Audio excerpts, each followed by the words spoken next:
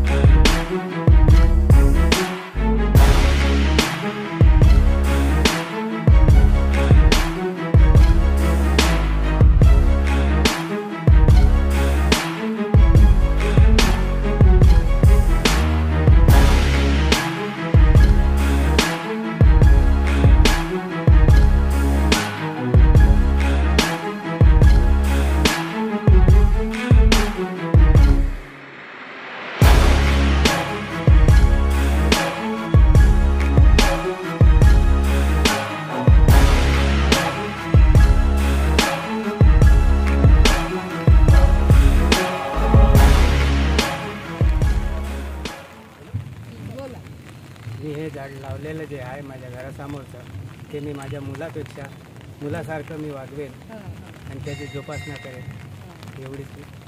खूप खूप धन्यवाद, कारण की तुम्ही आल्याबद्दल खूप सारा हेल्प केलं या झाड लावायला. आणि पाऊस पण चालू आहे. Thank you sir. या हनुमान मंदिरापाशी झाड तुम्ही लावलेलं आहे, या झाडाची काळजी आम्ही घेणार. Thank you sir. आणि आम्ही सर 6 महिन्यानंतर परत भेटायला येणार आहोत. ठीक आहे. तुम्हाला पण आणि तुम्हाला सगळ्यांना पण. ग्रीन. आज या ठिकाणी तनिष्ककडून वृक्षाश्रम या प्रोजेक्टद्वारे वृक्षारोपण करण्यात आलं आणि त्यामध्ये आम्ही सगळे सहभागी झालो. त्यानिमित्ताने आमच्या हाताने एक वृक्ष इथे लागलेला आहे.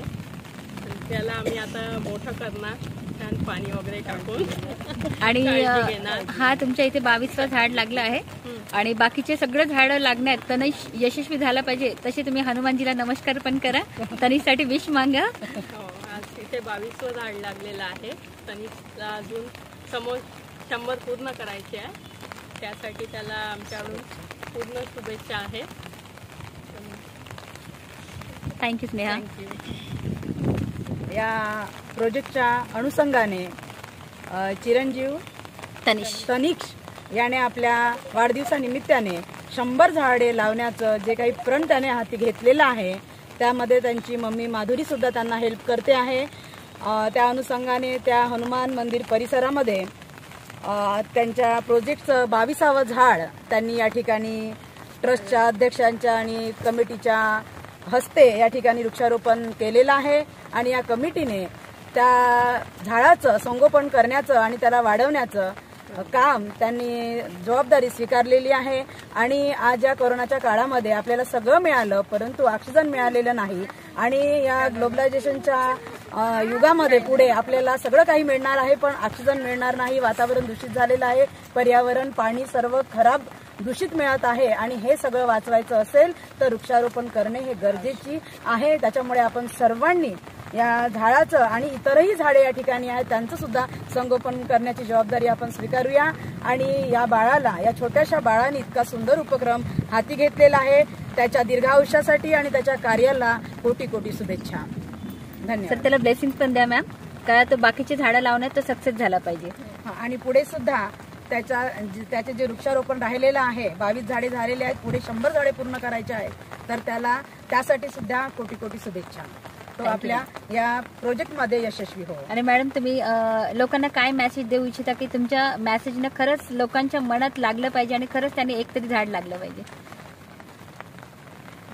मेसेज म्हणजे मॅडम, आजकालचं जे वातावरण तापलेलं आहे, आज सुद्धा इतकी गरम, इतकी कडक म्हणजे ऊन आपल्याला भासली, आपले कूलर, पंखे, एसी सुद्धा काम करत नाही. त्यामध्ये एक झाड जी सावली आपल्याला देते ते आईच्या मायेप्रमाणे असते. म्हणून सर्वांनी जसं आपण आईवर प्रेम करतो तसंच आपल्या झाडांवर सुद्धा प्रेम करावं, त्यांना जगवावं, कारण ते आपल्याला जगवतील. यासाठी आपण प्रत्येकाने वृक्षारोपण केलं पाहिजे, झाडे जगवलीच पाहिजे, तोडणं कमी केलं पाहिजे आणि त्याचं संवर्धन सुद्धा केलं पाहिजे असं मला वाटतं. थँक्यू मॅम, खूप छान मेसेज दिला. झाडे जगवा, झाडे लावा, झाडे जगवा, पाणी टाकून झाडे जगवा, पाणी टाकून झाडे जगवा. 4 नंबर वार्डमध्ये हनुमान मंदिर तिथे वृक्षारोपण केलं आहे. तर त्यांची त्या वृक्षारोपणाची जबाबदारी आम्ही सगळ्या महिलांनी घेत आहे. थँक्यू. आणि तुमच्या सगळ्यांसाठी नाही का स्वतः जोरदार टाळ्या वाजवा.